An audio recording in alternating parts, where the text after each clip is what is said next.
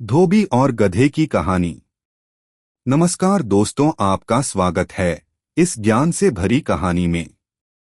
किसी एक गांव में एक धोबी अपने गधे के साथ रहता था। वह रोज सुबह अपने गधे के साथ लोगों के घरों से गंदे कपड़े लाता और उन्हें धोकर वापस दे आता। यही उसका दिन भर का काम था और इसी से उसकी रोजी रोटी चलती थी। गधा कई सालों से धोबी के साथ काम कर रहा था और समय के साथ साथ अब वह बूढ़ा हो गया था। बढ़ती उम्र ने उसे कमजोर बना दिया था, जिस वजह से वह ज्यादा कपड़ों का वजन नहीं उठा पाता था। एक दोपहर धोबी अपने गधे के साथ कपड़े धोने धोबी घाट जा रहा था।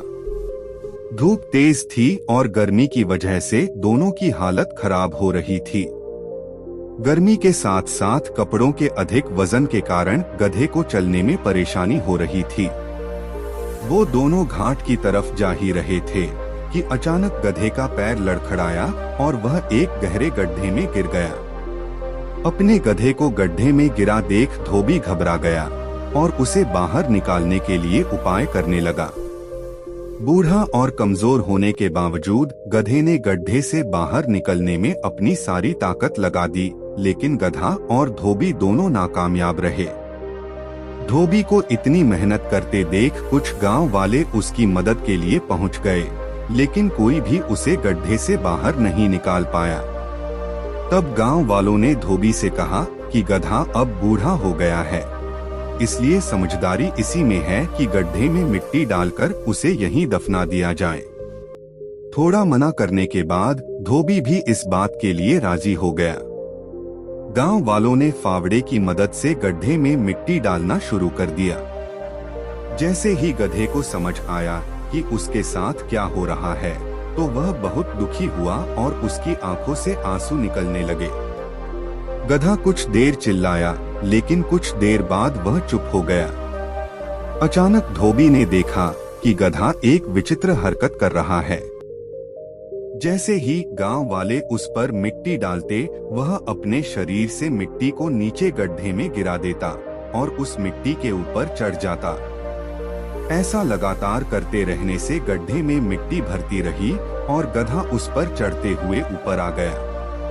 अपने गधे की इस चतुराई को देखकर धोबी की आंखों में खुशी के आंसू आ गए और उसने गधे को गले से लगा लिया।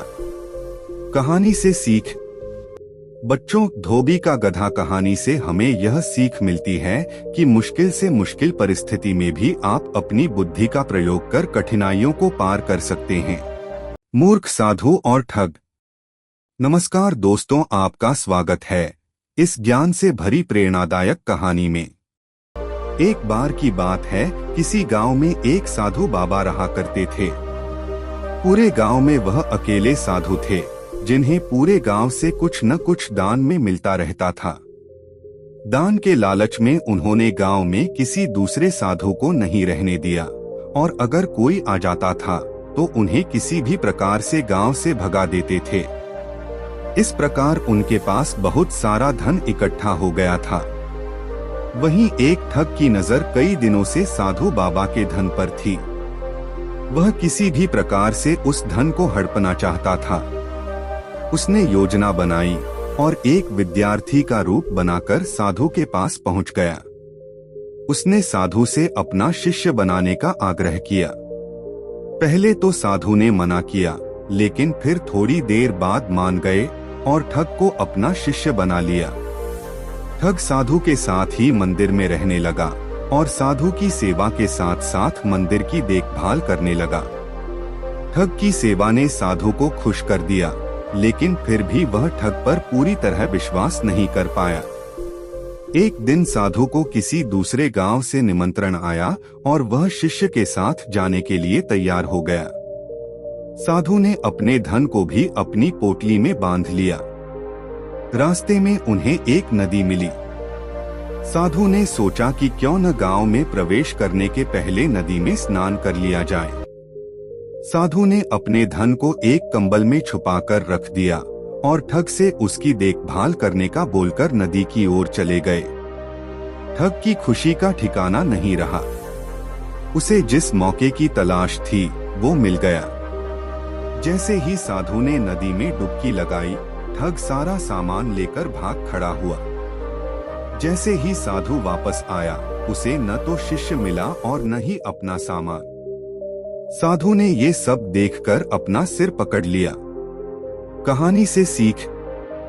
हमें इस कहानी से यह सीख मिलती है कि कभी भी लालच नहीं करना चाहिए। अकबर बीरबल की कहानी, चोर की दाढ़ी में तिनका। नमस्कार दोस्तों, आपका स्वागत है इस ज्ञान से भरी कहानी में। बच्चों, अकबर और बीरबल के कई कहानियां प्रसिद्ध हैं। यह कहानियों सभी के दिल में अपनी छाप छोड़ने के साथ साथ अच्छी शिक्षा देना का भी काम करती हैं। उन्हीं में से एक है चोर की दाढ़ी में तिनका। एक बार की बात है, बादशाह अकबर की सबसे प्यारी अंगूठी अचानक गुम हो गई थी। बहुत ढूंढने पर भी वह नहीं मिली। इस कारण बादशाह अकबर चिंतित हो जाते हैं और इस बात का जिक्र बीरबल से करते हैं। इस पर बीरबल महाराजा अकबर से पूछते हैं, महाराज, आपने अंगूठी कब उतारी थी और उसे कहाँ रखा था? बादशाह अकबर कहते हैं, मैंने नहाने से पहले अपनी अंगूठी को अलमारी में रखा था और जब वापस आया तो अंगूठी अलमारी में नहीं थी। फिर बीरबल अकबर से कहते हैं, तब तो अंगूठी गुम नहीं, चोरी हुई है और यह सब महल में साफ सफाई करने वाले किसी कर्मचारी ने ही किया होगा। यह सुनकर बादशाह ने सभी सेवकों को हाजिर होने को कहा। उनके कमरे में साफ सफाई करने के लिए कुछ 5 कर्मचारी तैनात थे और पांचों हाजिर हो गए। सेवकों के हाजिर होने के बाद बीरबल ने उन सभी को कहा, महाराज की अंगूठी चोरी हो गई है जो अलमारी में रखी थी। अगर आप में से किसी ने उठाई है तो बता दे, वरना मुझे अलमारी से ही पूछना पड़ेगा। फिर बीरबल अलमारी के पास जाकर कुछ फुसफुसाने लगे। इसके बाद मुस्कुराते हुए पांचों सेवकों से कहा, चोर मुझसे बच नहीं सकता है क्योंकि चोर की दाढ़ी में तिनका है। यह बात सुनकर उन पांचों में से एक ने सबसे नजर बचाकर दाढ़ी में हाथ फेरा, जैसे कि वह तिनका निकालने की कोशिश कर रहा हो। इसी बीच बीरबल की नजर उस पर पड़ गई और सिपाहियों को तुरंत चोर को गिरफ्तार करने का आदेश दिया। जब बादशाह अकबर ने उससे सख्ती से पूछा तो उसने अपना गुनाह काबुल कर लिया और बादशाह की अंगूठी वापस कर दी। बादशाह अकबर अपनी अंगूठी पाकर बेहद प्रसन्न हुए। चोर की दाढ़ी में तिनका कहानी से सीख। इस कहानी से यह सीख मिलती है कि ताकत की जगह दिमाग का इस्तेमाल करने से हर समस्या का हल मिल सकता है। अरबी घोड़े की कहानी। नमस्कार दोस्तों, आपका स्वागत है इस ज्ञान से भरी प्रेरक कहानी में। महाराज कृष्णदेव राय के दरबार में एक दिन एक अरब प्रदेश का व्यापारी घोड़े बेचने आता है। वह अपने घोड़ों का बखान करके महाराज कृष्णदेव राय को सारे घोड़े खरीदने के लिए राजी कर लेता है तथा अपने घोड़े बेच जाता है। अब महाराज के घुड़साल इतने अधिक घोड़े हो जाते हैं कि उन्हें रखने की जगह नहीं बचती। इसलिए महाराज के आदेश पर बहुत से घोड़ों को विजयनगर के आम नागरिकों और राजदरबार के कुछ लोगों को 3 महीने तक देखभाल के लिए दे दिया जाता है। हर एक देखभाल करने वाले को घोड़ों के पालन खर्च और प्रशिक्षण के लिए प्रति माह 1 सोने का सिक्का दिया जाता है। विजयनगर के सभी नागरिकों की तरह चतुर तेनालीराम को भी एक घोड़ा दिया गया। तेनालीराम ने घोड़े को घर ले जाकर घर के पिछवाड़े एक छोटी सी घुड़साल बनाकर बांध दिया और घुड़साल की नन्ही खिड़की से उसे हर रोज थोड़ी मात्रा में चारा खिलाने लगे। बाकी लोग भी महाराज कृष्णदेव राय की सौंपी गई जिम्मेदारी को निभाने लगे। महाराज नाराज ना हो जाएं और उन पर क्रोधित हो कोई दंड ना दे दें, इस भय से सभी लोग अपना पेट काट काट कर भी घोड़े को उत्तम चारा खरीद कर खिलाने लगे। ऐसा करते करते 3 महीने बीत जाते हैं। एक दिन सारे नागरिक घोड़ों को लेकर महाराज कृष्णदेव राय के समक्ष इकट्ठा हो जाते हैं, पर तेनालीराम खाली हाथ आते हैं। राजगुरु तेनालीराम के घोड़ा न लाने की वजह पूछते हैं। तेनालीराम उत्तर में कहते हैं कि घोड़ा काफी बिगड़ैल और खतरनाक हो चुका है और वह खुद उस घोड़े के समीप नहीं जाना चाहते हैं। राजगुरु महाराज कृष्णदेव राय को कहते हैं कि तेनालीराम झूठ बोल रहे हैं। महाराज कृष्णदेव राय सच्चाई का पता लगाने के लिए और तेनालीराम के साथ राजगुरु को भेजते हैं। तेनालीराम के घर के पीछे बनी छोटी सी घुड़साल देख राजगुरु कहते हैं कि अरे मूर्ख मानव, तुम इस छोटी कुटिया को घुड़साल कहते हो। तेनालीराम बड़े विवेक से राजगुरु से कहते हैं कि क्षमा करें, मैं आपकी तरह विद्वान नहीं हूँ। कृपया घोड़े को पहले खिड़की से झांक कर देख लें और उसके पश्चात ही घुड़साल के अंदर कदम रखें। राजगुरु जैसे ही खिड़की से अंदर झांकते हैं, घोड़ा लपक कर उनकी दाढ़ी पकड़ लेता है। लोग जमा होने लगते हैं। काफी मशक्कत करने के बाद भी भूखा घोड़ा राजगुरु की दाढ़ी नहीं छोड़ता है। अंततः कुटिया तोड़कर तेज हथियार से राजगुरु की दाढ़ी काटकर उन्हें घोड़े के चंगुल से छुड़ाया जाता है। परेशान राजगुरु और चतुर तेनालीराम भूखे घोड़े को लेकर राजा के पास पहुंचते हैं। घोड़े की दुबली पतली हालत देखकर महाराज कृष्णदेव राय तेनालीराम से इसका कारण पूछते हैं। तेनालीराम कहते हैं कि मैं घोड़े को प्रतिदिन थोड़ा सा चारा ही देता था, जिस तरह आपकी गरीब प्रजा थोड़ा भोजन करके गुजारा करती है, और आवश्यकता से कम सुविधा मिलने के कारण घोड़ा और व्यथित और बिगड़ेल होता गया। ठीक वैसे ही जैसे कि आपकी प्रजा परिवार पालन की जिम्मेदारी के अतिरिक्त घोड़ों को संभालने के बोझ से त्रस्त हुई। राजा का कर्तव्य प्रजा की रक्षा करना होता है, उन पर अधिक बोझ डालना नहीं। आपके दिए हुए घोड़े पालने के कार्यादेश से घोड़े तो बलवान हो गए, पर आपकी प्रजा दुर्बल हो गई है। महाराज कृष्णदेव राय को तेनालीराम की यह बात समझ में आ जाती है। आलसी ब्राह्मण की कहानी। नमस्कार दोस्तों, आपका स्वागत है इस ज्ञान से भरी कहानी में। एक बार की बात है, एक गांव में एक ब्राह्मण रहता था। वह सुबह उठता, नहाता, पूजा करता, खाना खाता और फिर सो जाता था। उसके पास किसी भी चीज की कमी नहीं थी। एक बड़ा खेत, खाना पकाकर देने वाली एक सुंदर सी पत्नी और 2 बच्चों का अच्छा परिवार था। सब कुछ होने के बाद भी ब्राह्मण के घर वाले एक बात से बहुत परेशान थे। वो बात यह थी कि ब्राह्मण बहुत आलसी था। वो कोई भी काम खुद नहीं करता था और दिन भर सोता रहता था। एक दिन बच्चों का शोर सुनकर ब्राह्मण जाग गया और उसने देखा कि उसके दरवाजे पर एक साधु महाराज आए हैं। ब्राह्मण और उसकी पत्नी ने साधु महाराज का स्वागत किया और उन्हें भोजन कराया। भोजन के बाद ब्राह्मण ने साधु की खूब सेवा की।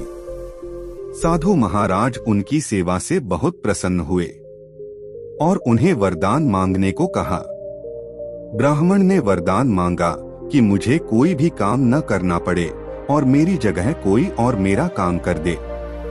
तब साधु उसे वरदान में एक जिन्न देते हैं और साथ में यह भी कहते हैं कि जिन्न को हमेशा व्यस्त रखना।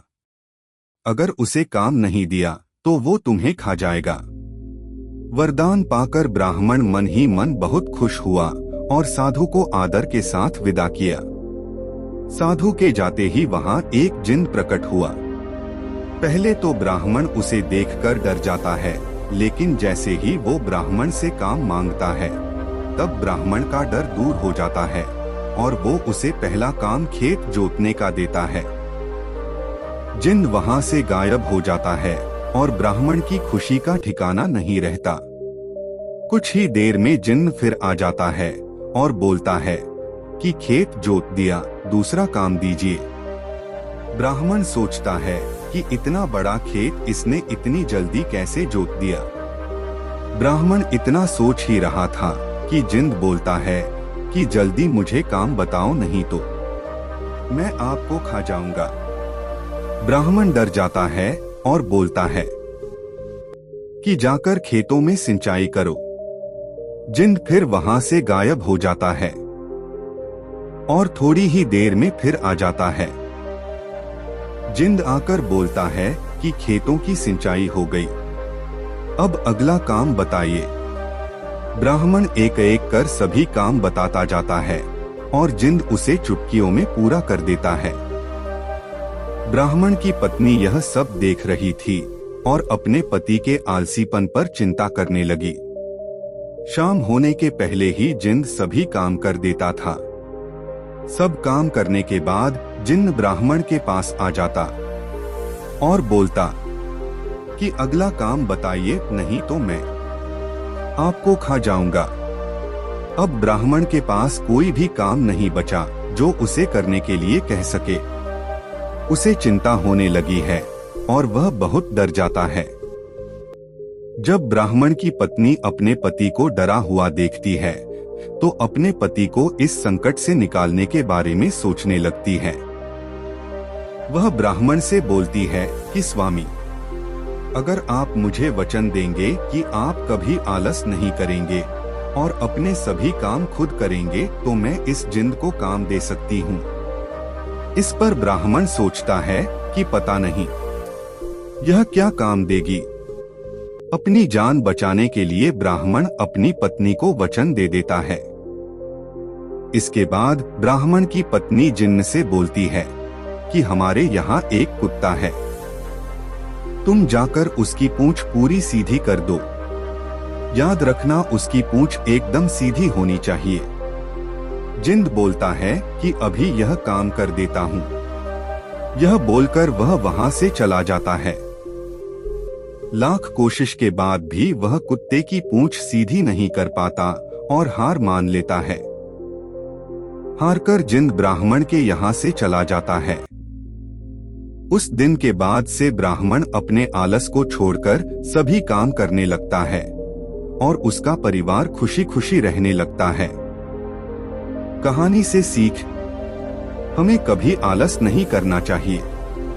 आलस करने से हम मुसीबत में फंस सकते हैं। इसलिए हमें आलस छोड़कर अपना काम खुद ही करना चाहिए। दोस्तों, आपको यह कहानी कैसी लगी कमेंट करके बताएं और अपने दोस्तों के साथ शेयर करें।